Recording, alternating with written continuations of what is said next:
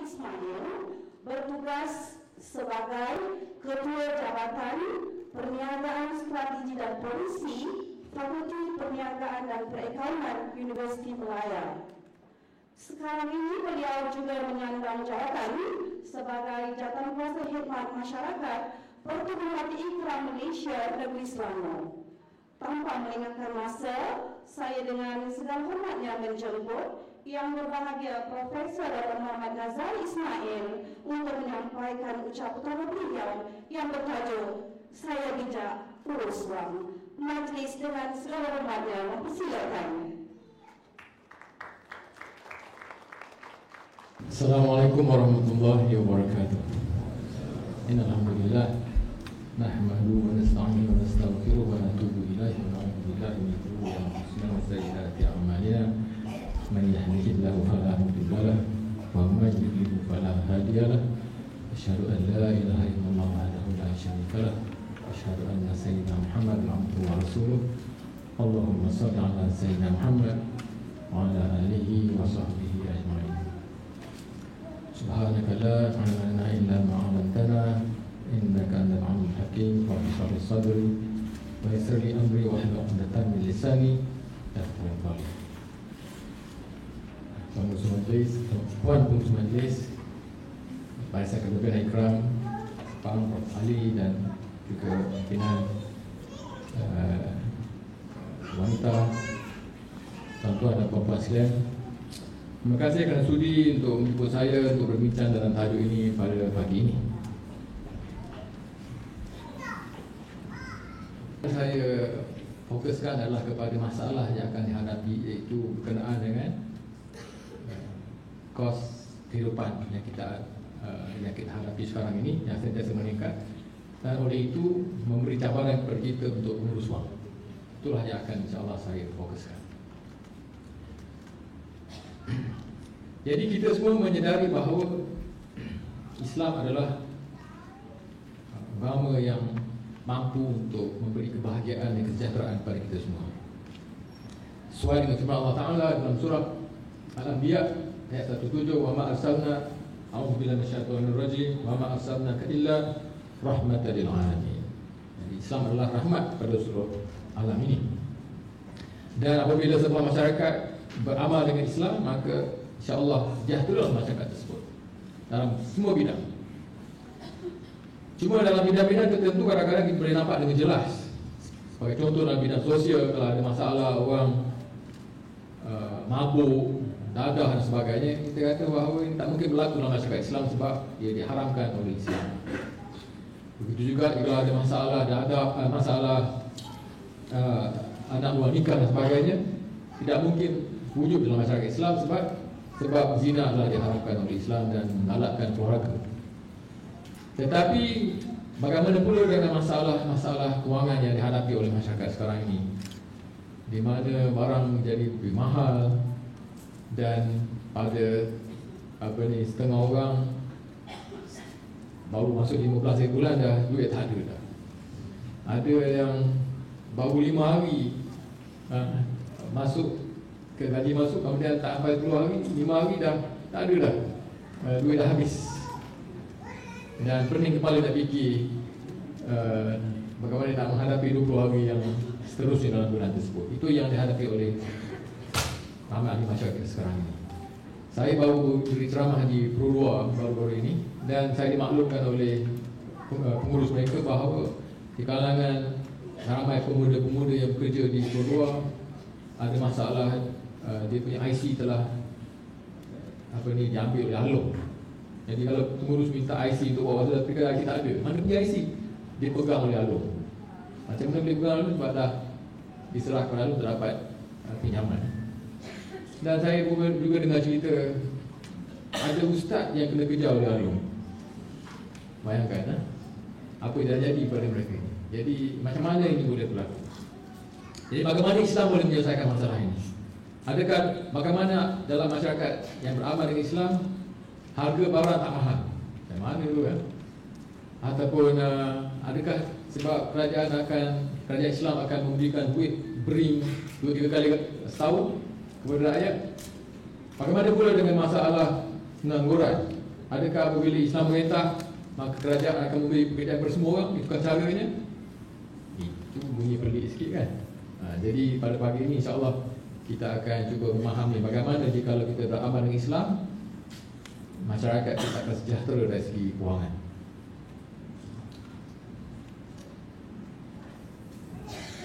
Jadi sekarang ini kita dapati bahawa kita ada masalah kehidupan semakin meningkat, pengangguran dan krisis ekonomi atau kewangan. Dan dia adalah masalah yang dihadapi terutama sekali di bandar-bandar besar. Dan antara penyebab utama adalah masalah harga rumah. Ini yang menjadi masalah. Bukan sahaja sewa, bukan sahaja kos rumah untuk dibeli, bahkan juga sewa kan. Jadi di kalangan masyarakat kita sekarang ini menjadi trend, kalau nak kahwin atau selepas kahwin biasanya mak mentua akan tanya bila lagi nak beli rumah sendiri kan, atau menyewa sampai beli bila. Jadi tertekanlah si pemuda dan pemudi ini. Tiap-tiap balik kampung dah beli rumah ke? Tapi dekat Malaysia, dekat KL ni harga rumah begitu mahal. Teres punya rumah pun dah lebih dari 1 juta pun ada saya dengar cerita sekarang ni ya.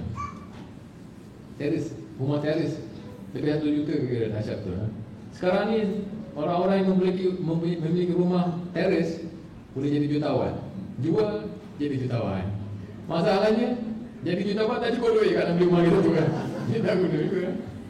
Itu masalahnya. Okey, sekarang tengok statistik harga rumah. Pada tahun 1992 ni luasnya 2,767, 400,000. Sekarang ini lebih kecil kan? 1.3 juta. Itulah yang berlaku di Kuala Lumpur ataupun di kawasan Magelang sekarang. Ini di bangsa sama juga daripada keluasannya. Pada tahun 1999 456, sekarang ni 1.5 juta. Macam mana kita nak beli rumah ni? Soalannya, adakah ianya berlaku di Malaysia sahaja? Sebab semua orang kata ini semua sebab apa? Puncanya Kerajaan Barisan Nasional. Kita ganti Kerajaan Barisan Nasional dengan kerajaan baru, selesai masalah. Mari kita tengok apa berlaku di negara lain. Ini di United Kingdom. Ni Finsbury Park ni saya pilih di sini sebab ini tempat pejabat FOSIS dulu. Siapa yang pernah belajar di UK dekat Finsbury Park ni ada dulu kan. Jadi berapa harga rumah dia? 3 bilik sahaja 3 juta. Kalau di London sewa rumah adalah 10,000 sebulan. Apartmen 2 bilik. Central London rumah harga 16 juta. Rumah satu kalau nak beli. Tadi kita 1 juta lebih. Dia punya 16 juta. 16 juta. Mungkin orang kata bahawa sebab gaji orang-orang di England gaji ni mahal, jadi boleh tak beli dengan 16 juta tu kan. Tengok gaji guru-guru di London. Gaji dia adalah 12,000 sebulan. Gaji guru berpengalaman, maknanya dah gaji dah tua tu 30,000. Tapi kalau gaji 12,000 boleh beli ke rumah 16 juta? Tak boleh juga sebenarnya. Jadi lebih kurang sama ini masalah yang hadapi. Bahkan mungkin lebih teruk lagi di sana ya. Bagaimana pula di Singapura? Banglo sewa dia berapa? 47,000. Banglo mewah sewanya adalah 92,000. Sewa rumah, bayar sewa 92,000 sebulan. Bayar macam mana kan? Tak boleh bayar kan? Bayar sewa 92,000.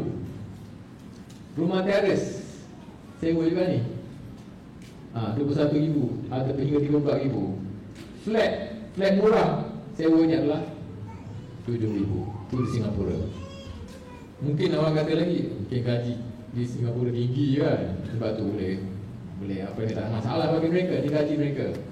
Gaji guru adalah 8,000. Balik tadi, boleh ke orang gaji 8,000 untuk sewa 90,000? Tak boleh juga sebenarnya kan. Jadi sebenarnya masalah ini adalah bukan sahaja masalah sebab di sana tak ada Kerajaan Barisan Nasional kan. Jadi patut tak ada masalah, tapi ada juga masalah di sana.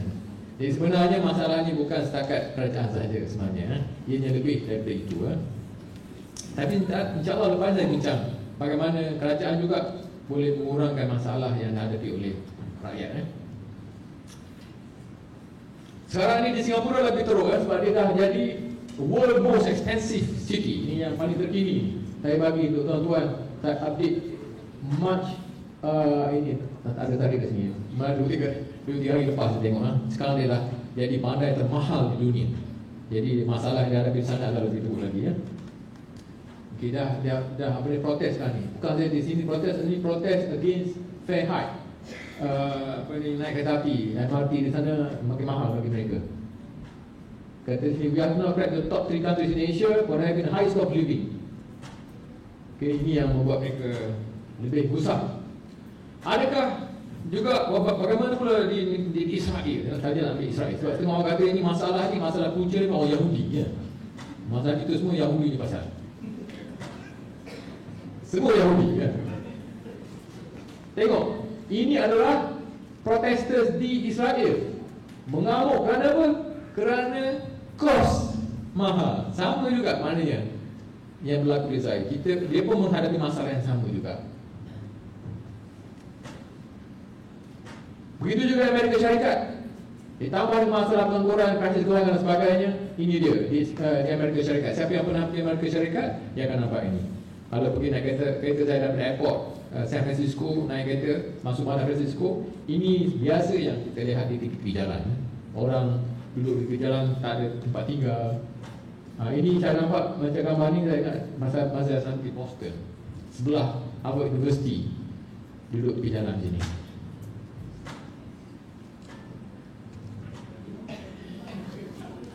Tengok, ada PhD buat paper pun tak dapat kerja. Kenapa? Sekarang sebab Amerika sebuah negara maju. Kita di sini ada master, insyaAllah ada chance lagi dapat kerja. Sebab apa? Sebab kita bukan lagi negara, belum lagi negara maju. Bila kita negara maju nanti, nanti tengoklah, jadi PhD pun tak ada kerja. Jadi tunggulah kita negara maju nanti. Itulah akan berlaku buat sebuah negara yang beramal dengan sistem ini ya. Ini bukan mematahkan semangat mereka yang nak buat PhD ya.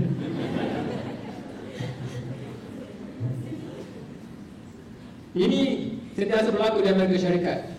Berjuta-juta orang dihalau dari rumah mereka.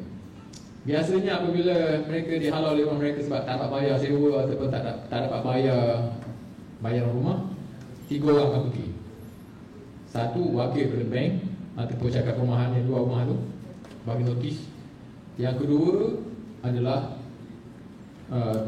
orang daripada kedai kunci, sebab dia akan tukar kunci pintu tu. Yang ketiga adalah polis. 3 orang dia pergi. Jadi dia suruh keluar, bawa keluar barang-barang semua, tukar kunci. Lepas tu polis tengok je, jangan buat kacau. Kalau dah semua tenang, dah kunci dah tukar, tabut notis, jangan pecahkan pintu ini. Kalau pecahkan pintu, awak akan didakwa di mahkamah. Maka dia pun pergilah. Kalau siapa yang ada saudara mara, pergilah tumpang masa saudara mara. Kalau tak ada saudara mara, mana pergi? Dia duduk akan di kemah-kemah. Saya akan tunjuk lepas ini gambar-gambar. Ini rakyat merana di Amerika Syarikat kan kos kehidupan yang tinggi.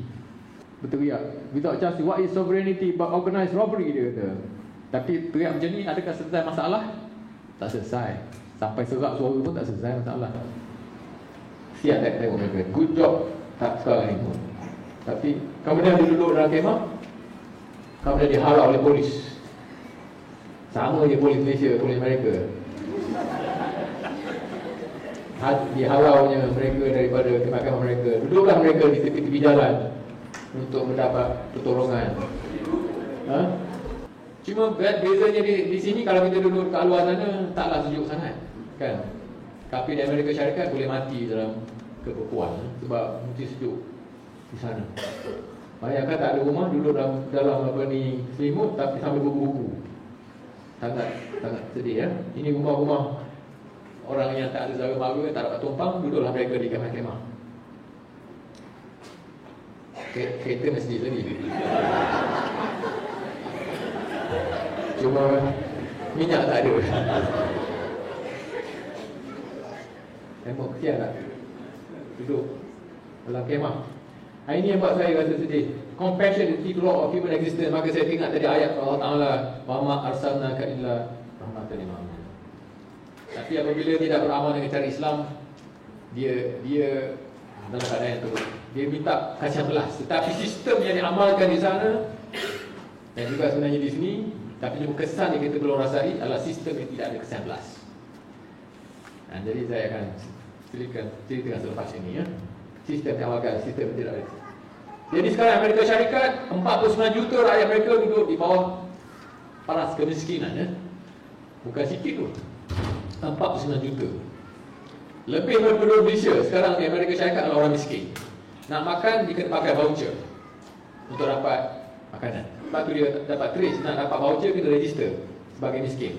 Dapat voucher boleh pergi supermarket, dia tak bayar dengan cash, pakai dengan meal ticket tu ya. Jadi dia orang miskin 49 juta.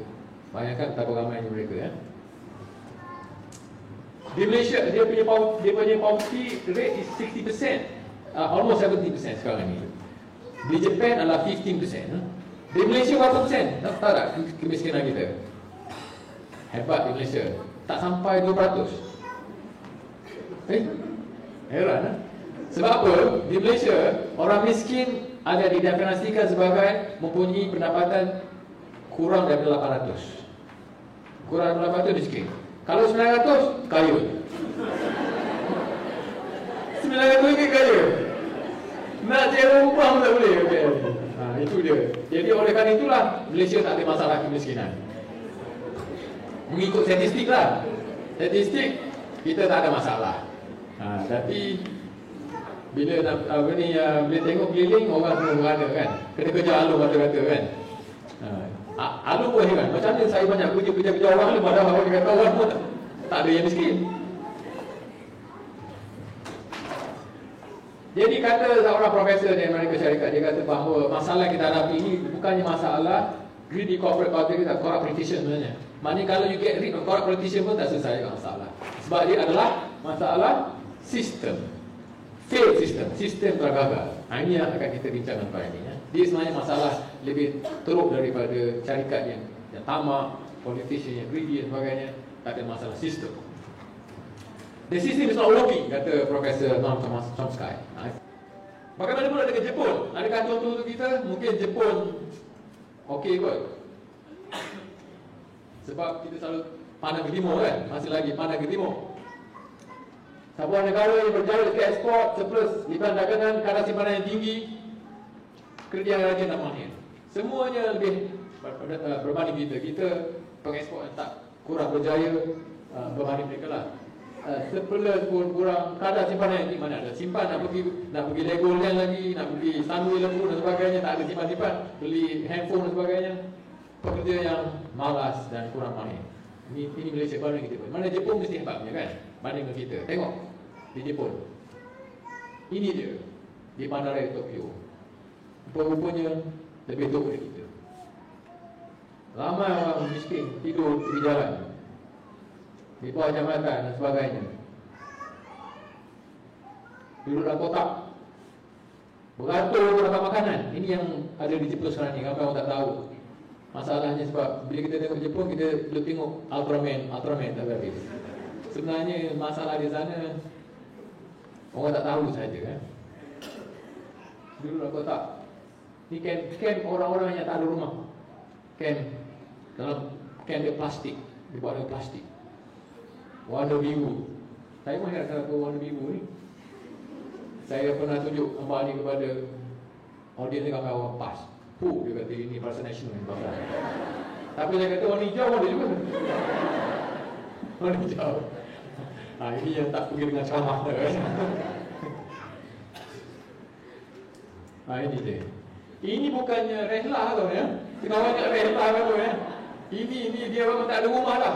Dia tak akan balik je. Kalau kita rehlah, kita seronok-seronok balik rumah balik kan. Ini tak balik lah ni. Duduk kat sini sampai bila-bila.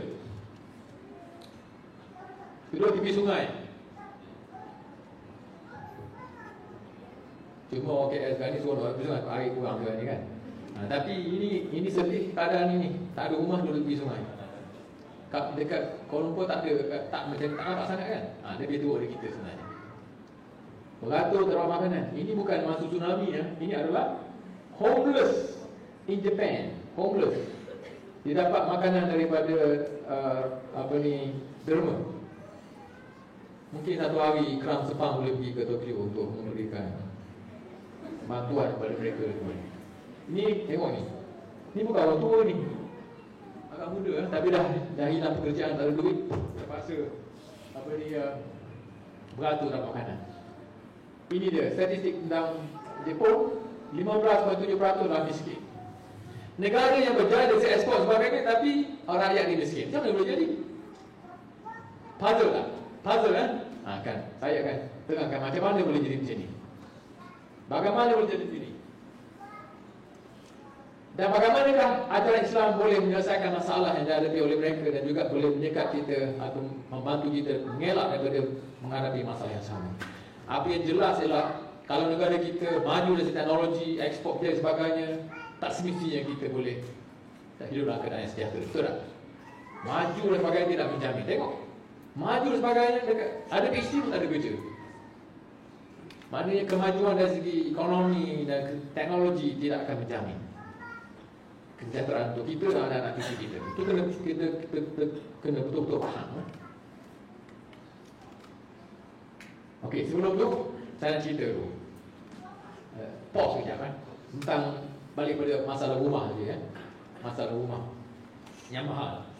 Masa datuk saya dulu dia beli rumah, saya tanya bapak saya, berapa harga rumah yang datuk saya beli? Tak sampai 1,000 tahun 60-an. Tak sampai 1,000. Sekarang rumah lebih dari ratus ribu. Tapi dulu tak sampai 1,000. Macam mana boleh jadi begitu? Jadi saya nak cerita, dulu dengan sekarang ada beza dia. Okay. Dulu kalau datuk saya nak beli rumah, katakan dia datuk saya ada RM80. Orang nak jual rumah dia harga RM1,000. Apa alternatif dia?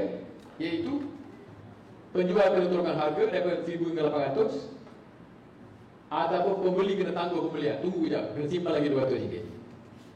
Ataupun jika dia berani, pergi pinjam dengan pengetur.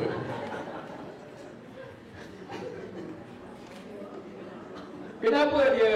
Tetapi apa yang jelas ialah harga takkan naik. Harga takkan naik. Sebab apa? Ini adalah alternatif yang ada. Cuma sekarang ini apa berlaku? Ini dia punya cerita ni. Kenapa yang boleh dapat kata RM1,000? Ialah pada masa itu, kalau nak pinjam duit pun dia boleh pinjam ke bab mentua dia. Sekali nak pergi kecil pokok tak jadi pinjam. Jadi tapi sekarang ini apa yang dia buat ialah dia pergi ke bank. Ini yang berlaku di Jepun juga. Nak cerita apa yang berlaku di Jepun. Ceritanya, jadi saya akan cerita yang datuk saya, tapi saya nak sambungkan dengan ceritanya di Jepun. Di Jepun, apa yang berlaku ialah dia mengeksport dan berjaya dalam ekspornya, jadi banyak duit. Apa dia buat? Dia simpan dalam bank. Kemudian bank buat apa? Bank kerja dia kena pastikan dia dapat income, sebab kalau dia tak ada income, dia kena bayar, dia ada masalah nak bayar interest kepada pendeposit dia. Dia apa bank buat? Dia kena cari peminjam supaya dia dapat interest. Dia duit dia banyak, jadi dia kena cari seramai mungkin peminjam. Apa dia buat? Dia turunkan kadar bunga dia, kemudian dia pun buat leaflet masuk bawah pintu. Dan juga iklan sebagainya. Pinjam dia kata.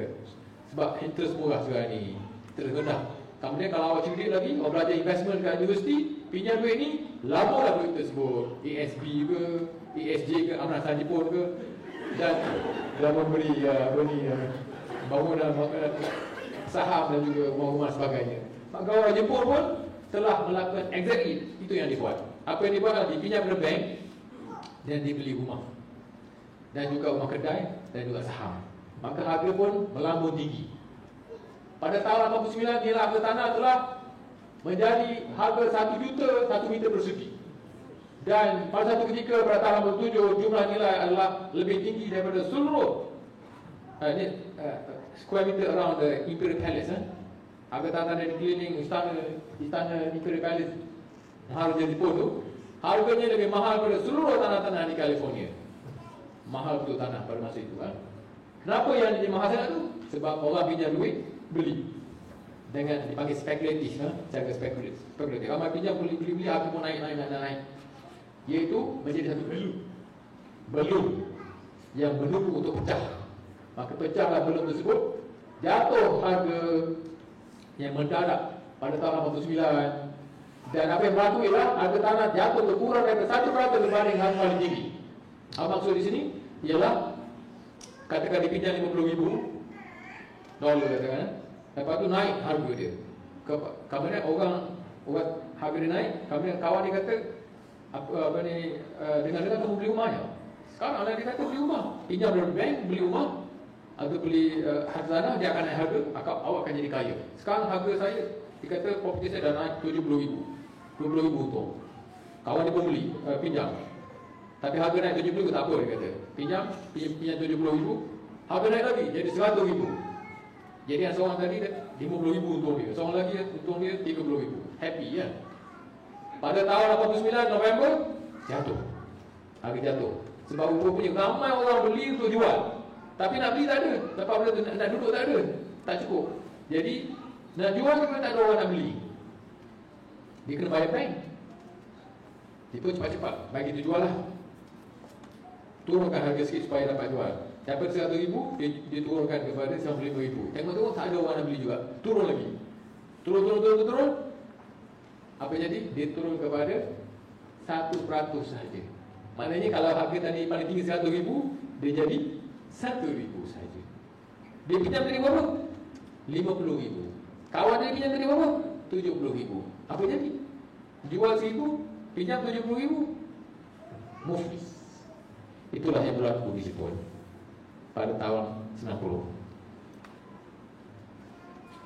Dan masalah yang dihadapi Jepun ni oleh kerana ramai sangat yang telah meminjam dengan banyak dan ramai sangat miskin, masalah dia telah berpanjangan selama sampai sekarang, daripada 89 dan sehingga sekarang, lebih daripada 20 tahun tak selesai lagi masalah dia. Dan ramai lagi orang miskin, sebab dia ada 15% daripada rakyat dia adalah miskin sekarang ini. Di Amerika Syarikat sama juga, sama je ceritanya sama, cuma ada satu saja yang bezanya ialah dia telah menggunakan apa dia panggil CDOs. CDOs ialah Collateralized Debt Obligation. Apa yang berlaku ialah dia cari bank ni, bila dia dah bagi pinjam ke orang, kontrak pinjaman ni dia patut tunggu 30 tahun tak dapat duit balik kan. Tapi dia tak sabar. Apa dia buat ialah dia jual kontrak ini kepada orang lain, pelabur. Dia jual kontrak ini, kemudian orang lain lah ambil, kena tunggu 30 tahun. Jadi dia dapat cash daripada orang lain. Apa dia buat duit ni? Dia bagi pinjam lagi ke orang untuk beli rumah. Kemudian dia bagi pinjam ke orang 30 tahun ni kontrak itu dia jual lagi, dapat cash, bagi pinjam ke orang pula. Maka bertambah-tambahlah orang yang meminjam pada bank. Jadi debt level tu, kadar hutang ataupun tahap hutang dalam masyarakat Amerika adalah sangat tinggi. Ramai sangat orang berhutang. Jadi itulah yang menjadi punca kepada masalah krisis kewangan tahun 2008. Harga rumah melambung, pinjam, kemudian kadar bunga naik, ramai pinjam tersepit, muflis, bank sakit, bank keluarga pinjaman, ekonomi US merudum, jatuh ekonomi Amerika Syarikat, ramai orang berbuat kerja. Masalahnya sampai hari ini merebak ke seluruh dunia, termasuk Eropah yang dihadapi oleh Greece dan juga Spanyol sekarang ini adalah akibat daripada apa yang berlaku di Amerika Syarikat. Okey. Mana raya Amerika Syarikat sekarang ini oleh kerana ekonomi dia teruk, ini dah bankrupt. Pada tahun 2013 Detroit isytihar muflis. Tahun lepas 18 bilion US tak dapat bayar hutang. Bandar raya Detroit. Dulu Detroit 1880 penduduk dia 116,000. Naik pada tahun 50-an 1.8 juta. Masa ni industri Detroit ni dia famous sebagai bandar raya pembuat kereta. General Motors, Ford, Chrysler semuanya headquarter dekat Detroit. Basketball punya team dipanggil Detroit Pistons. Ada siapa yang tengok basketball kan? Apa jadi lepas pada tu? Turun sekarang ni 2010 tak sampai, ada 713 je. Mana pergi ni? Mana pergi yang penduduk-penduduk dia? Tahu kenapa? Apa jadi? Begitu banyak syarikat muflis dan ekonomi dia teruk, tak ada pekerjaan, kena lari daripada Detroit. Kosong. Ini dia adalah Michigan, Central Station. KL Central dia lah ni sekarang ni. Apa jadi kosong KL Central dia. Inilah yang berlaku. Mula maju ke main lagi. Macam KL Central kita lebih besar, lebih hebat lagi. Tapi sekarang kosong, tak ada orang dulu, tak ada orang datang. Ini library dia, kosong. Auditorium kosong, biologi kosong. Ini adalah Taman Seri Detroit. Taman Seri Serdang yang tu ni. Satu hari lah. Tak sebab satu hari Taman Seri Serdang macam juga lah. Ini kosong, banglo-banglo, mewah, kosong. Air beringgit pun kosong. Sebab ada rumah nak apa ni, nak dipadamkan kalau ada api kan. Api nak apa, tak ada orang duduk. Flat dia kosong, kilang-kilang dia kosong. Siapa? Ini pekerja-pekerja bandara Detroit yang dah pencen. Yang dah pencen sebab duit tak ada. Jadi dia terpaksa potong pencen orang-orang yang pernah bekerja ke bandara dia. Apa ni? DBD, yang bandara Detroit. Sebab pekerja dia dah pencen tak ada duit. Bankrupt. Saya tunjuk ni. Ini dia adalah ini dia, water and sewage debt saja yang secure. Kalau tak ada secure, maknanya apa ni? Ini kalau siapa bagi hutang pada pembentungan dia, dia boleh jual lah apa ni, rumah-rumah pembentungan dia, boleh beli untuk dapat duit. Siapa nak beli tak tahulah, rumah pembentungan kan. 13 lagi bandar yang Amerika akan bankrupt, menunggu masa untuk bankrupt. Itu yang dihadapi oleh Amerika Syarikat. Begitu juga di Britain, sama juga. Ini ingat tak, ada lagi yang kena ketuk dulu, kena rompak dulu kan, ingat tak? Ini berlaku dia, ini masalah orang tak ada duit. Kehidupan yang sempit membuat orang rasa marah dan sebagainya. Itu yang jadi riot di London. Okey, gaduh-gaduh di London. Ini semua akibat daripada kesempitan kehidupan, membuat rakyat dia mengamuk. Ini adalah kerajaan dia hutang begitu tinggi ya, hutang di kerajaan. Jadi kerajaan dipaksa membuat langkah jimat cermat. Bila langkah jimat cermat, dia potong gaji orang, ataupun dibuang pekerja-pekerja sebagai contoh. Dia buang pekerja sektor awam, cikgu-cikgu, nurse sebagainya kena buang. 710,000 orang kena buang. Oleh kerana itulah mereka sekarang dah ada kesempitan dan mengamuk. Itu berlaku di London. Sistem is not working. Apa kata Profesor Kenneth Rogoff? Dia kata masalahnya adalah ini dia, excessive concentration of debt. Sebab itulah Kenneth Rogoff cakap sekarang sudah sampai mana. Perhaps scholars would argue that Islamic financial system prohibition on interest generate massive benefit inefficiency ought to be looking at this system. Mari sekali dia kata sebenarnya mungkin cara Islam lah cara yang kita kena laksanakan. Tapi dia takut orang kata dia ejen Taliban dan sebagainya. Dia cakap perhaps saja, perhaps. Tapi sebenarnya itulah dia penyelesaiannya. Dia dah nampak sebenarnya masalahnya adalah riba yang telah mengakibatkan masalah hutang yang tinggi. Hutang yang terlalu tinggi adalah punca masalah. Ni hutang percentage of GDP ni. Kerajaan dia. Tengok apa dia? Japan. Kita punya Malaysia adalah by the way ya, kat sini 55% hutang kerajaan, nanti saya tunjuk. Tapi negara lain kira satu. Japan adalah hampir 250%. Itali lebih tinggi, lebih dari 100%. Germany pun lebih tinggi. Hutang banyak. Ini hutang dia terima. Bukan sikit hutang-hutang Amerika Syarikat. Hutang dia belas-belas ratus-ratus bilion. Bukan sikit hutang dia, ratus-ratus bilion. Sebab itulah mereka menghadapi masalah. Bagaimanakah dunia begitu terjebak dengan masalah hutang? Ceritanya panjang, saya tak ada masa, tapi akan ceritakan. Sebenarnya dulu masalah ni sama juga di Malaysia. Dulu tak ada tau, orang tak ada masalah hutang. Datuk saya dulu macam mana hutang? Bank tak ada, boleh hutang mak tu tengok semua lagi kan? Jadi, tapi di Eropah pun sama juga, dulu tak ada. Tetapi apa berlaku ialah, kenapa tak ada? Ialah kerana agama Kristian dulu pun tak membenarkan orang beramal dengan riba. Dan juga agama Yahudi tidak membenarkan. Cuma orang Yahudi ni, padri dah tukar. Dia kata orang Kristian tu musuh kita. Jadi kita boleh bagi hutang, gunakan bunga kepada mereka. Tapi sama-sama dia tak boleh. Dengan orang Kristian saja boleh. Di kalangan Kristian dia tak boleh beramal dengan riba. Siapa beramal dengan riba akan dikeluarkan daripada dia panggil church, tanda kan di luar church tu, jadi dia akan excommunicated, dikeluarkan. Macam jadi ahli ikram bila berhutang dikeluarkan. Ada beramal dengan riba, dibuang daripada jadi ikram. Lebih kurang macam itulah. Tetapi yang berlaku ialah John Eck dan John Calvin ni ulama usuk dia, ulama jahat di kalangan orang Kristian. Apa yang dia buat? Dia cakap macam ni.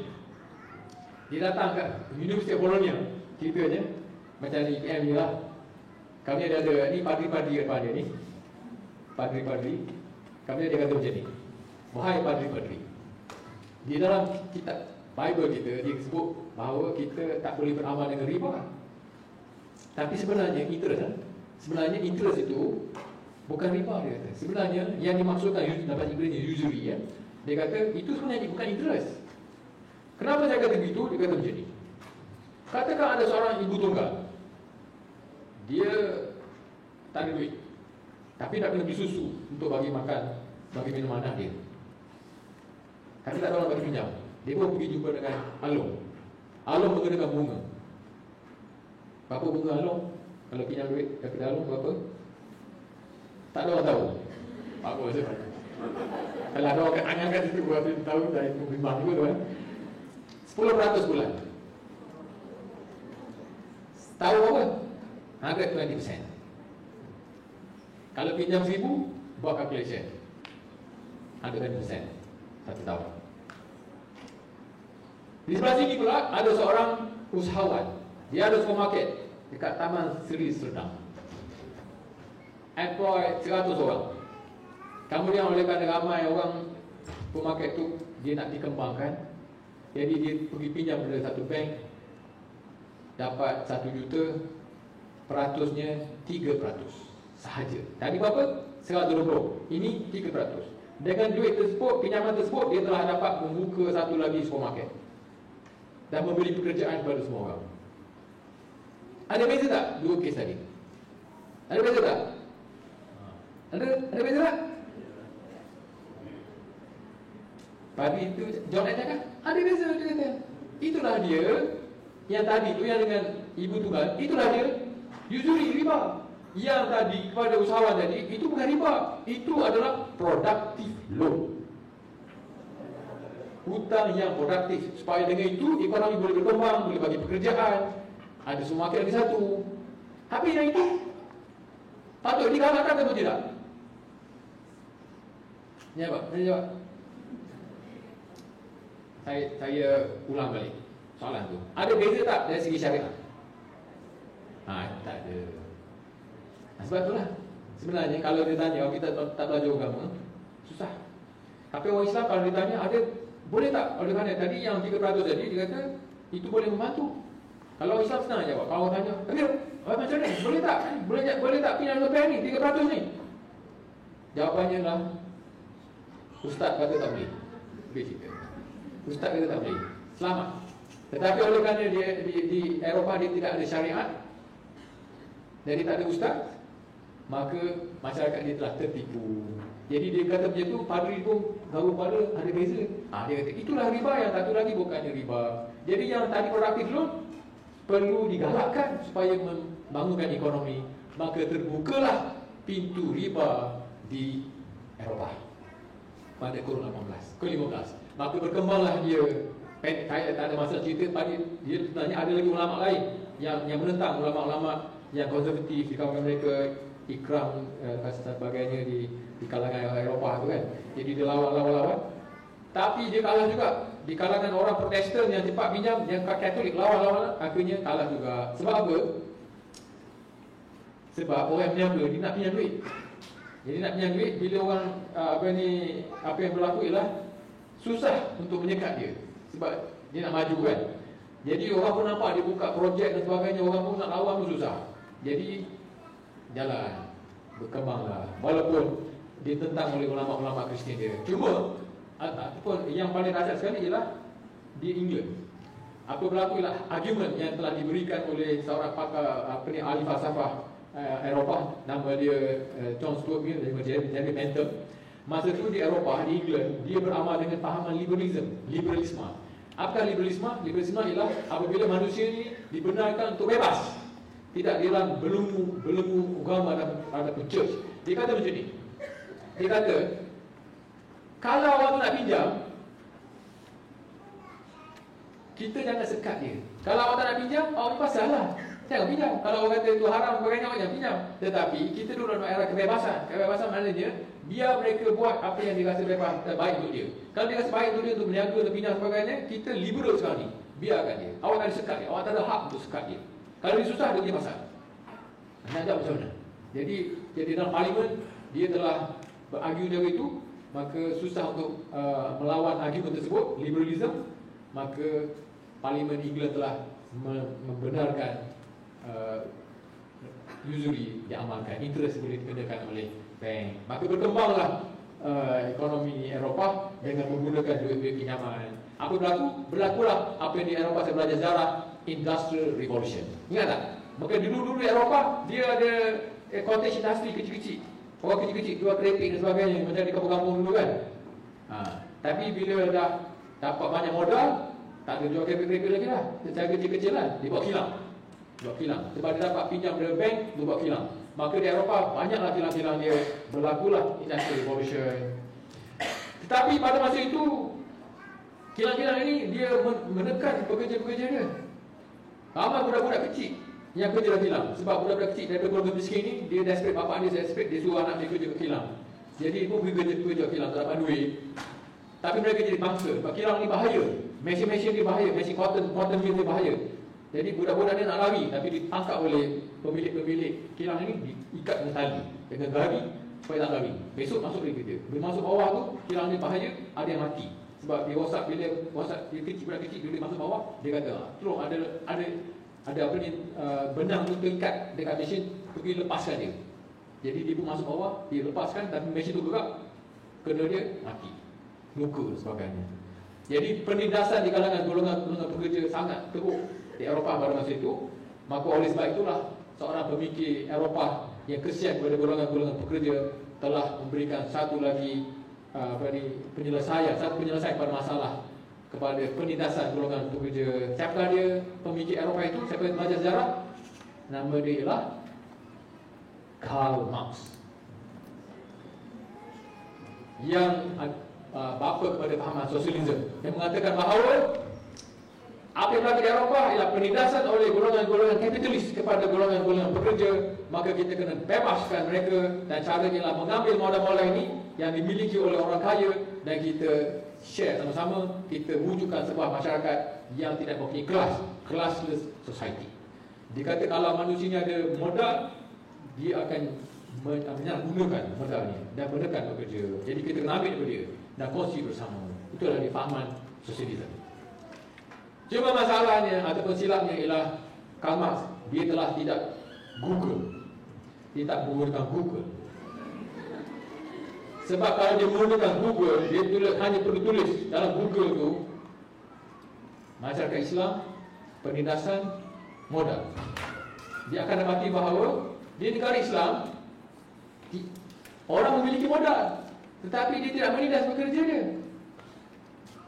Kenapa tidak berlaku penindasan di negara Islam pada masa itu? Ialah kerana orang Islam dia belajar agama. Satu ialah apabila dia tak boleh menindas, satu, upah kena bagi sebelum perut dikering kan. Dalam belajar hadis, siapa yang bagi upah kat orang, ambil pekerja, dia kena bayar sebelum perut dikering. Dan yang paling penting sekali ialah berbanding ke Eropah di mana ramai industrialis yang berhutang dengan banyak, sebab tu dia menekan pekerja-pekerja dia. Dia punya industrialis di Eropah ni dia pinjam dari bank, jadi dia nak cover cost, dia nak bayar hutang, interest sebagainya. Jadi sebab itulah dia tekan pekerja dia. Suruh kerja kuat-kuat tapi gaji dia rendah. Tapi negara Islam dia tak ada hutang. Sebab tak ada hutang? Sebab hukum riba masih berkuasa di negara Islam.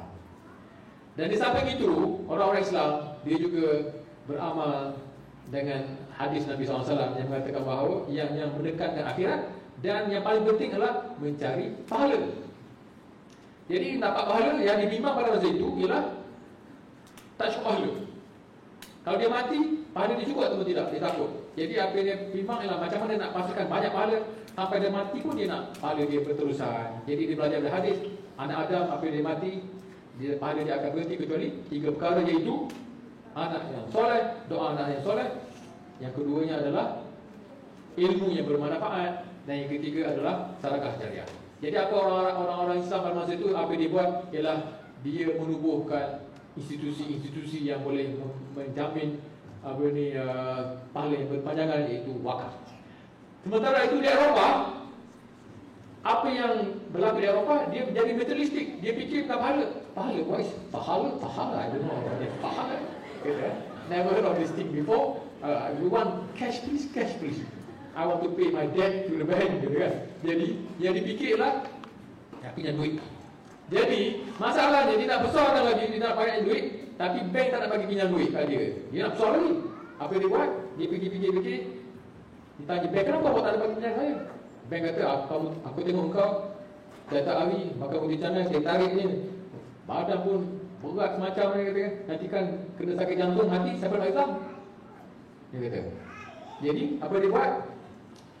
Kamu, dia kata, kalau kamu nak, saya boleh bagi sikit je, boleh bagi pinjam RM5,000, RM10,000. Kata saya nak RM1 juta, tak boleh. Dia macam mana nak buat? Dia fikir, dia buat satu kaedah di mana orang meminjam, walaupun dia mati, tetapi hutang masih lagi dibayar. Dia cara ni. Apa dia buat? Apa yang dia buat ialah dia telah mewujudkan satu kaedah di mana yang meminjam tadi terus hidup, tak boleh mati. Apa dia tu? Itu adalah corporation, syarikat. Dalam bahasa Arab sebenarnya syarikat tu musyarakah, sebenarnya tak betul sebenarnya. Dia panggil joint stock corporation. Company lah. Tapi sedang sebut company. Jadi sekarang ni dia buat company. Jadi company ada ahli-ahli dia. Jadi yang meminjam bukan orang, yang meminjam adalah ahli. Yang membayar hutang bukan orang, yang membayar hutang adalah ahli. Kontrak adalah antara company dengan bank. Jadi orang mati di pasal. Yang penting company hidup. Jadi company pun diwujudkan di Eropah. Banyaklah company-company yang berhutang dengan bank. Sebab itulah di Eropah banyak company. Di negara Islam banyak wakaf. Di Malaysia banyak wakaf, banyak company. Kita fikir lepas itulah, apakah tak jadi pada negara kita kan. Jadi sekarang ini, itulah beza antara Eropah dengan negara Islam. Banyak wakaf cari pahala, di Eropah banyak hutang cari duit. Dia fikir macam mana nak pastikan hutang masih berbayar. Di negara Islam macam mana pahala berterusan. Okey. Apa yang berlaku ialah masa itu di negara Islam pada masa Eropah tengah maju, ada negara Islam ditadbir oleh Khilafah Osmaniyah yang duduk bersebelahan dengan Eropah. Siapa pernah pergi Turki, dia sebahagian di Turki itu adalah Eropah kan. Jadi dia bersebelah dengan Eropah. Jadi Eropah tengah maju sekarang ni. Turki ni pada masa itu dia di belakang sikit. Sebab Eropah banyak industri hutang sebagainya, jadi syarikat banyak. Hidup mewah hutang lah. Tapi jadi orang-orang Turki ni atau pemerintah dia terlupa dengan ayat ini. Allah Ta'ala berfirman, a'udzu minasyaitonir rajim, la tamuddanna 'ainaka ila ma mata'na bihi azwajan minhum. Jangan engkau menunjukkan pandanganmu serta menaruh hati, maknanya jealousy, kepada nikmat kesenangan yang kami berikan kepada beberapa golongan di antara mereka yang kafir itu. Jangan bila tengok orang kafir kaya-kaya, jangan tengok dengan iri hati. Satu lagi, dalam surah Taha, wala tamuddanna 'ainaka ila ma mata'na bihi azwajan minhum tarhatal ayati dunya linafsinahum fi wa rizqu rabbika khairun wa abqa. Maknanya Tuhan berpesan kepada kita, dia tengok orang kafir duduk kaya raya dan sebagainya, BMW, Mercedes, rumah besar, bangunan besar dan sebagainya. Kita tak heran. Yang kita tengok adalah itu adalah kehidupan dunia sahaja. Untuk kami menguji mereka pada dia, Tuhan nak uji mereka sahaja. Itu semua cabaran sahaja. Yang kita hendak adalah limpah kurniaan Tuhanmu di akhirat. Yang kita nak adalah akhirat. Kita berfikir pahala, istana akhirat, bukannya istana dunia. Jadi kita tak ada iri hati. Tetapi malangnya pemerintah Khilafah Osmaniyah telah lupa ayat ini Maka apa yang berlaku lah, dia tengok Eropah maju dan hebat dan sebagainya, dia nak jadi macam tu juga. Dan dia telah berhutang dengan banyaknya daripada Eropah, 200 juta pound, dan membayar faedah 12 juta pound setahun, lebih daripada separuh pendapatan negara. Dia telah beramal dengan riba, perintah Khilafah Uthmaniyah. Sedihlah, sebab tertipu dengan kemewahan dunia yang berlaku di Eropah pada masa itu. Oleh kerana begitu banyaknya hutang dia, Eropah telah datang dan menubuhkan Ottoman Party Administration, OPGA, untuk mengutip hutang daripada Khilafah Uthmaniyah direct daripada rakyat dia. Dia negotiate supaya dia apa ni? Dia sebab dia dah bankrupt pada tahun 87, dia dah ada masalah, tak dapat bayar. Jadi sekarang dia nak negotiate. Datang kutip daripada rakyat. Bayangkan orang masa dia datang kepada buat office di Turki, Istanbul, untuk kutip daripada rakyat direct hutang-hutang pemerintah mereka menggunakan GST dan sebagainya.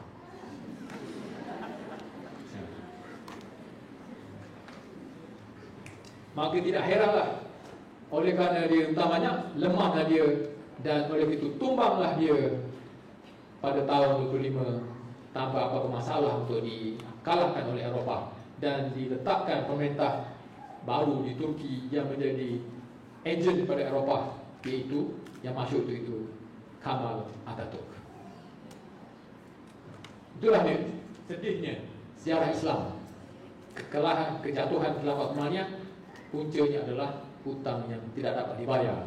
Bahkan kalau baca cerita sejarah dia, Sultan yang terakhir tanpa bayar hutang, dia telah diambil mayat dia tak dibenarkan untuk ditanam oleh apa ni, pemilik hutang dia. Dia kata bayar hutang dulu.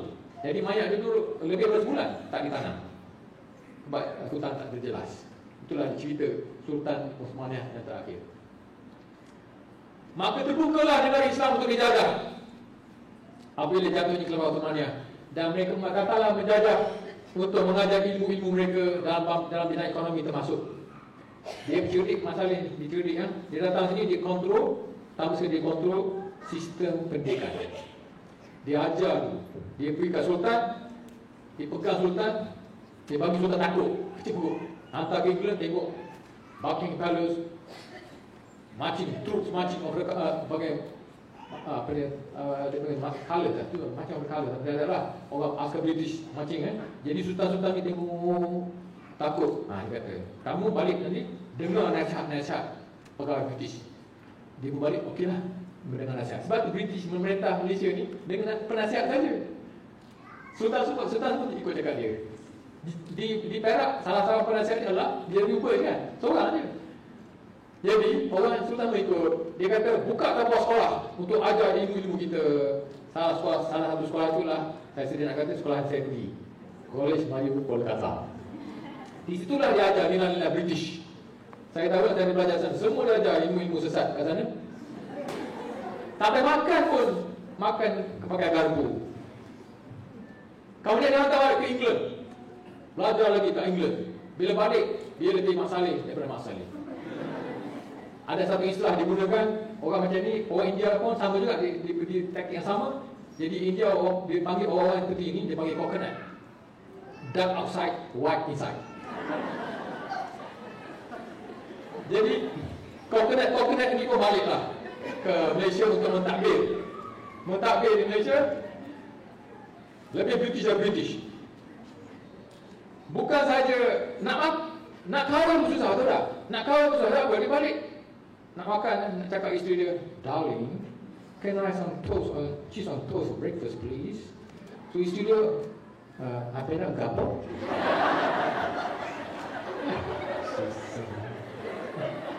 Jadi dia lenteng ada lenteng.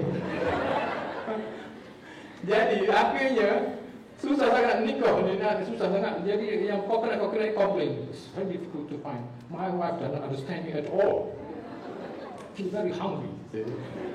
So apa dia buat? Terpaksalah dibuka satu sekolah untuk membekalkan isteri-isteri kepada mereka ini yang mempunyai nilai-nilai yang sama. College tersebut adalah dia panggil Turku Russia College. Itulah dia membekalkan isteri supaya memberi companionship kepada kokonat tadi. Mereka pun mentadbirlah negara Malaysia dan mengenakan sistem barat yang panggil sistem riba tadi. Okey, saya tak ada masa ni, sekarang ada beri warning, jadi saya nak cepat. Saya ada lebih kurang 200 slide lagi. Jadi, ini duit-duit yang kita gunakan di negara kita pada masa lalu. Nak cerita apa yang berlaku ialah kokonat tadi diajar oleh British, dia telah tukar sistem kewangan kita. Sistem kewangan kita lah yang membuat kita susah sekarang ni. Nak cerita sebenarnya panjang cerita, tapi latar belakang kita faham dulu baru faham kan. Kita dah susah, kenapa susah sangat kita sekarang ni? Sistem kewangan kita dah bertukar. Dulu sistem kewangan kita pakai duit ini, duit siput ni, kemudian ditukar kepada dia ajar oleh Cina, orang Cina datang ajar kita pakai duit macam ni. Okey, ni duit-duit yang kita datuk nenek memang pakai dulu. Dia panggil tampang, dia panggil hina, pitis di Kelantan ya. Dia panggil pitis dulu kan. Ini pitis dah dulu, pitis. Kupang. Kemudian apa yang berlaku ialah British dia datang ditukar sistem kita, ditukar, akhirnya dia tak cepat ni. Ini dia telah menubuhkan bank negara ini berdasarkan kepada, saya tak nak cerita panjang dia, Bank of England. Ini yang paling penting sekali. Dia telah mengenakan Malaysian Money Act 1975. Akta Malaysian Money Act ini telah memenjarakan kita semua di dalam sistem riba yang membuat kita susah sekarang ini. Kenapa? Macam mana dia berlaku? Nak cerita? Malaysian Money Act ni telah memaksa kita tak boleh pakai duit selain pada ringgit. Dulu boleh pakai pitis. Pitis kan, nampak tadi kan? Sekarang ini pitis juga, tapi pitis ringgit. Mau ada pitis tak? Ada. Berapa ringgit? Tanya kan? Dulu pitis semua lah. Berapa keping pitis tu? Sekarang pitis banyak. Berapa? Adalah RM5. Oh, RM5 banyak. Berapa boleh kata kan? Tapi dia dah confuse ringgit dengan pitis kan? Sebab sekarang kita kena pakai ringgit. Apakah ringgit? Dulu pitis kali dalam tanah, benda. Ringgit apa? Siapa dapat kertas dapat 5 markah sahaja. Siapa yang buat ringgit? Bank negara dapat 10 markah saja. Sebenarnya yang membuat ringgit sebenarnya bukan kertas, dan yang membuat ringgit bukan juga bank negara. Bank negara buat juga tapi sikit saja. Yang buat banyak ringgit adalah bank komersial yang membuat ringgit. Okey, sekarang nak cerita macam mana dia buat ringgit. Ini dia. Katakan ada beberapa bank komersial, katakan individu A melakukan deposit RM100. Bank negara buat peraturan, bank kena simpan RM500. Yang selebihnya RM90. Apa dia buat? Dia memberi pinjam kepada orang. Okey. Dia pun bagi pinjam kepada orang. RM100 masuk deposit, RM5 disimpan, RM90 diberi pinjam. Katakan kemudian RM90 ini dibagi pinjam akan masuk balik kepada bank sebagai deposit. Okey, individu yang dapat pinjam tadi dia akan deposit, disimpan oleh bank yang kedua tadi, bank 2 simpan bagi dia beli mesin, yang selebihnya dia bagi pinjam ke orang, RM90 dia beli mesin. Nampak tak? Kemudian benda ni akan terus berlaku. Ini dia akan berlaku. Tengok ni, RM100 deposit, yang bank 2 RM90 deposit. Berapa jumlah deposit? RM20. Tadi asal berapa? RM100 saja. Tiba-tiba dia jadi RM2000. Mana datang? Dia bank telah mencipta wang yang daripada 100 menjadi RM2000. Macam mana dia mencipta wang tersebut? Ini dia, 1900 dah dicipta, 1900 dah ditambah. Apakah 1900 ini? Ini dia. Apa dia ni? RM10. Ingat tak ni? Apa dia ni? Baik, apa ni? Apa dia? Pinjaman. Ya, pinjaman. Dapat satu markah. Bank mencipta wang apabila orang pergi meminjam daripada bank. Ringgit dicipta dengan cara itu. Tapi ringgit ni bukan kertas. Bila orang pinjam duit daripada bank untuk beli rumah sebagainya, dia tak bagi kertas. Ada ke orang pinjam duit nak beli rumah, bawa keluar beg tu, duit tak ada, kertas tak ada. Dicatatkan sahaja dalam buku bank. Jadi ringgit sekarang bukan kertas. Ia adalah dalam bentuk catatan. Ini semua diajar oleh orang-orang British yang datang kepada kita. Maka dengan itu sekarang ini duit jadi banyak. Sebab tu duit banyak, dia cepat. bertambah. Duit banyak. Maka oleh kerana duit banyak tadilah, maka harga barang menjadi mahal dan rumah menjadi mahal. Sekarang, balik beratus saya. Jadi dia beli rumah RM1,000. Katakan, sebab dia takut bank tak ada nak pinjam. Nak pinjam orang tua takut. Jadi akhirnya harga tak naik. Tapi sekarang Terengganu, saya datang ke Terengganu, bank tak buka cawangan. Bukan datuk saya, ke orang lain pula. Dia nak beli rumah, dulu RM1,000, dia ada RM4, dia pinjam bank RM1,000. Jiran kata, awak tahu rumah apa RM1,000. Oh, saya nak jual RM2,000. Tak tengok macam mana, boleh beli tak? Awak datang berapa harga? RM1,000. Saya ada RM1,000 je ni, macam nak beli. Pergi pinjam bank. Maka harga tak turun. Kekal RM2,000 dengan pinjaman RM1,000. Kemudian jiran sebelah, kamu jual rumah berapa? RM2,000. Oh, saya nak jual RM3,000. Orang tu pergi berapa harga? RM3,000. Dua harga berapa? RM1,000. Pinjam dengan bank RM2,000. Masih lagi RM3,000. Tak turun-turun. Maka setelah beberapa tahun, apa jadi pada harga tersebut? Meningkatlah dia menjadi beberapa ratus ribu ringgit sekarang ini. Macam mana dapat duit itu? Bank. Nampak tak? Tak nampak. Catatan-catatan sahaja. Itu sahaja. Itu yang berlaku sekarang dalam masyarakat kita. Okey, tengok sekarang ni. Nak cerita. Oleh kerana itulah, dulu ada tahun datuk saya punya time, hutang tak ada. Sekarang 2001 210 bilion. Sekarang ni hutang isi rumah, ni hutang siapa? Hutang tuan-tuan dan puan-puan lah. Bukan kerajaan ya. Berapa? 754 bilion. Itu dia hutang kita sekarang ini. Saya bagi kepada penduduk jumlah penduduk satu kepala berapa? Dulu 8,000, sekarang dah jadi 26,000. Ini dibagi kepada beberapa juta penduduk. Ini termasuk orang asli dan anak-anak. Orang asli ada pinjam ke? Orang asli ada pinjam. Dia duduk kerja monyet dan juga kutip atau petai je. Yang pinjam ni adalah orang bandar. Jadi seorang bandar satu kepala berapa? Bukan 26,000. Mungkin 100,000, mungkin 150,000. Sebab itulah hidup dia susah sekarang ini. Nisbah punya hutang pada pendapatan sekarang ni adalah dapat gaji je sekarang ini 50%. Bayar hutang saja. Itu dia yang berlaku sekarang dalam masyarakat kita sekarang ni. Harga pun meningkat, hutang ni meningkat 40%. Ni hutang Malaysia, hutang isi rumah meningkat dengan mendadak sekali. Itu yang berlaku sekarang ini ya. Okey, jadi sekarang ini ekonomi meningkat, ekonomi pada 2011 4%. Tengok berapa hutang naik? 13%. Sentiasa meningkat. Hutang sentiasa meningkat. Sebab itulah sekarang ini kita mempunyai masalah. Jadi sekarang ni syarikat-syarikat besar pun masalah. Syarikat SIA pun apa dia buat? Ask its pilot to volunteer for no pay leave up to 2 years. SIA pun sakit. Sebab utamanya syarikat utamanya buang orang.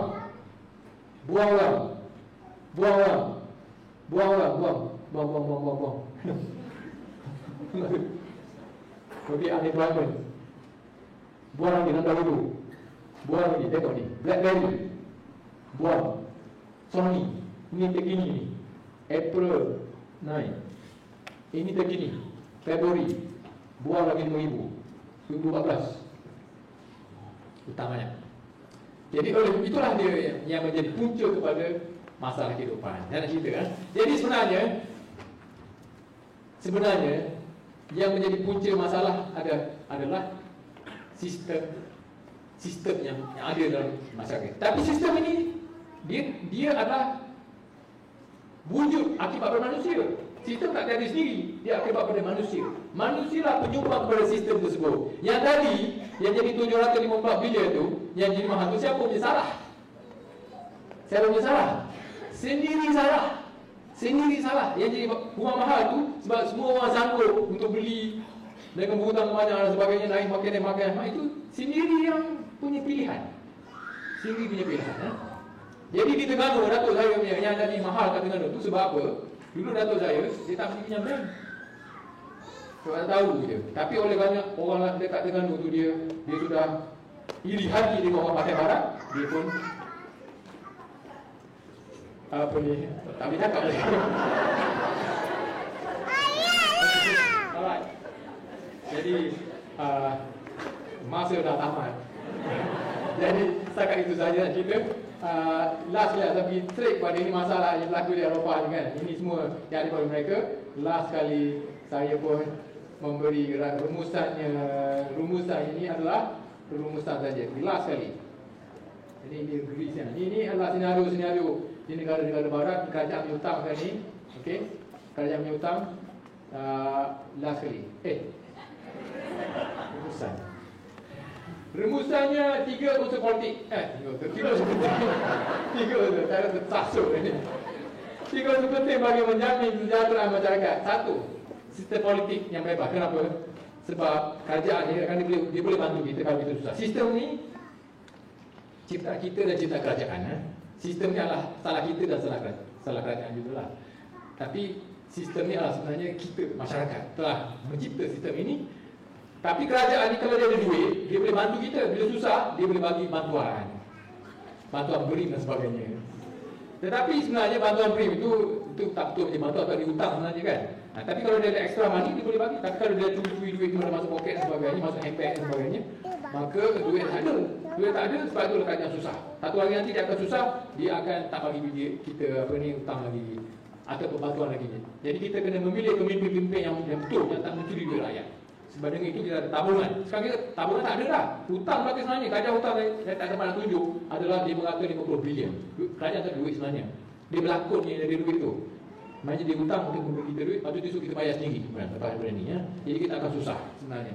Yang kedua, kita sistem ekonomi yang adil, bebas dan riba. Kita kena tukar sistem kita. Kalau tak tukar sistem, masalah kita hadapi ini akan sama yang berlaku di Jepun dan juga Amerika Syarikat. Kalau tak tukar sistem, tuan-tuan, pesan anak-anak beli kemah awal-awal. Pilih tempat-tempat keluar untuk book untuk duduk dalam kemah. Sebab itulah yang akan berlaku. Okey, itu adalah yang berlaku di Jepun dan Amerika, tidak akan dapat dielak jika kita tak tukar sistem. That's reality. Tengok sendiri kan tadi kan. Tengok sendiri kan. Tak berlaku lagi, akan berlaku pada anak-anak dan cucu-cucu tuan-tuan. Tak kesian dia orang. Kena fikir. Tapi masyarakat sistem ini tak akan berubah jikalau nilai masyarakat adalah nilai-nilai yang akhirat. Nilai dunia yang memberi sokongan pada sistem tersebut. Jadi kita kena ubah nilai masyarakat supaya cinta dan pahala dan bukannya cinta wang semata-mata. Jadi ini memerlukan kepada tarbiyah dan dakwah. Inilah peranan yang dimainkan oleh pendakwah-pendakwah, sama ada ahli ikram ke yang bukan ahli ikram ke. Dia kena mendidik masyarakat supaya tukar nilai dia, supaya cintakan kepada istana akhirat dan bukannya ada idaman istana idaman di dunia. Itu sebenarnya tahu tepi, fikir pasal akhirat. Dengan itu bila nilai berubah, sistem boleh berubah dan insya-Allah kita, anak-anak kita dan cucu-cucu kita akan selamat dalam keadaan yang sejahtera dan mendapat limpah berkat daripada Allah Taala seperti firman Allah Taala, a'udzubillahi minasyaitonir rajim, walau anna ahlal qura amanu wattaqaw la fatahna 'alaihim barakatin minas sama'i wal ard walakin kazzabu fa akhadnahum bima kanu yaksibun. Dan Tuhan berfirman lagi, sekiranya penduduk negeri itu beriman dan bertakwa, tentulah kami akan membuka kepada mereka pintu kemuliaan yang berlimpah-limpah berkatnya dari langit dan bumi. Tapi mereka mendustakan Rasul, lalu kami timpakan mereka dengan azab siksa disebabkan apa yang mereka telah usahakan. Sekian terima kasih. Qul hadza astaghfirullah wa lakum fastaghfiruhu innahu huwal ghafurur rahim. Assalamualaikum warahmatullahi wabarakatuh.